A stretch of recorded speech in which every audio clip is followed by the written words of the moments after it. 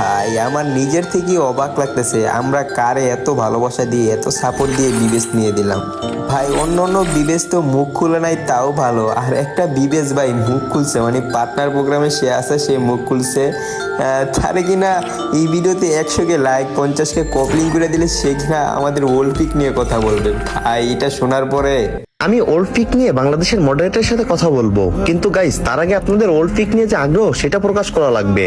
এই ভিডিওতে 1 লক্ষ লাইক এবং 50,000 কপি লিঙ্ক করে দেওয়া লাগবে, তাইলে আমি বুঝবো যে আপনারা মন থেকে ওল্ড পিকটা ব্যক্ত।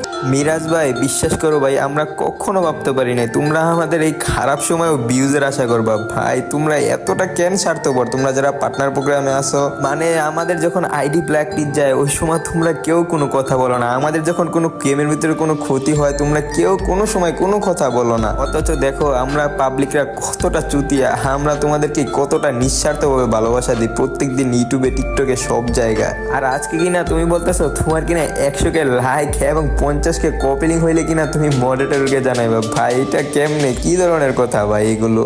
তো যাই হোক, আমি আর একে মিরাজ ভাইয়ের সম্পর্কে বেশি কিছু বলবো না, তো তোমরাই ভাই আর কি বলবো। আর ওল্ড পিক আর আমি চাই না, আমাদের নিউ পিকই ভালো। আর যেখানে কিনা সেলিব্রিটি মানে মাতাওয়ালা লোকেরাই চাইতেছে এই চান্সে ওল্ড পিককে নিয়ে আইডিতে আনবো অনেক ভিউজ, আর সেখানে কেন আমরা ছোট ইউজাররা ওল্ড পিক ব্যাক লাগবে এই কথা বলে আইডি করবো ভিউজ।